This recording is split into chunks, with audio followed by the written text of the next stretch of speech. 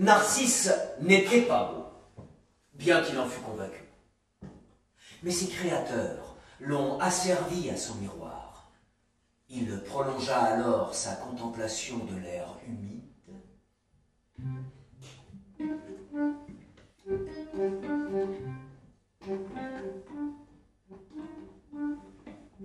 Aurait-il pu voir un autre que lui-même, qu'il serait tombé amoureux d'une jeune fille le fixant, oublieuse des bouquetins courants entre Lys et Marguerite des Prés?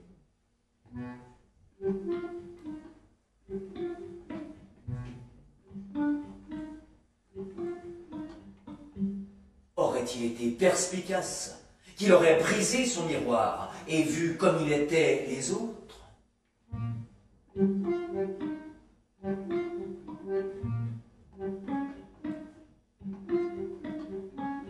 Aurait-il été libre, qu'il ne serait pas devenu légende?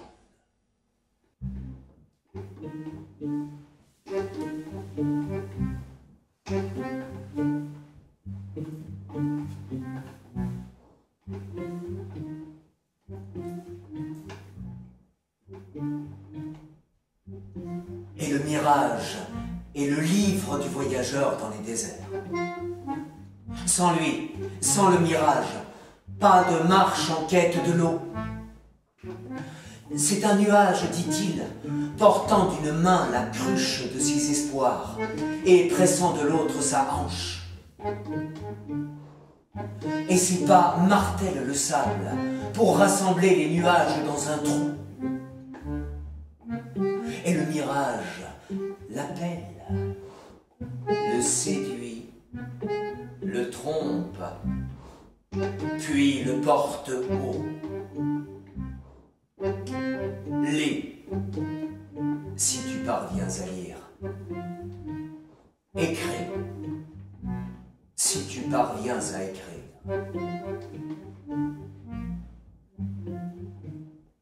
Il lit, haut, et haut, et haut, et il trace une phrase sur le sable. N'était le mirage, je ne serais pas vivant à ce jour. L'espoir est, par chance du voyageur, le jumeau du désespoir. Oh, sa poésie improvisée.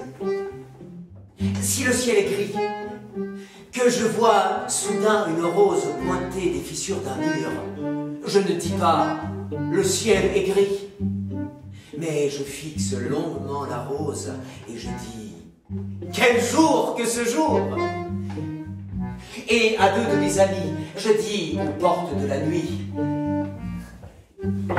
si un rêve est indispensable, qu'il soit à notre image, et simple, comme si nous dînions tous les trois dans 2 jours pour célébrer l'accomplissement de la prophétie dans notre rêve, et le fait que, depuis 2 jours, tous 3 n'avons pas diminué d'un.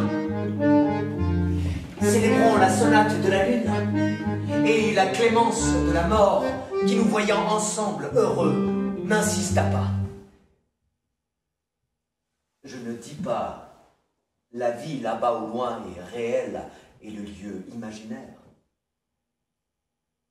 Je dis la vie ici est possible. Je dis la vie ici est possible. Et nous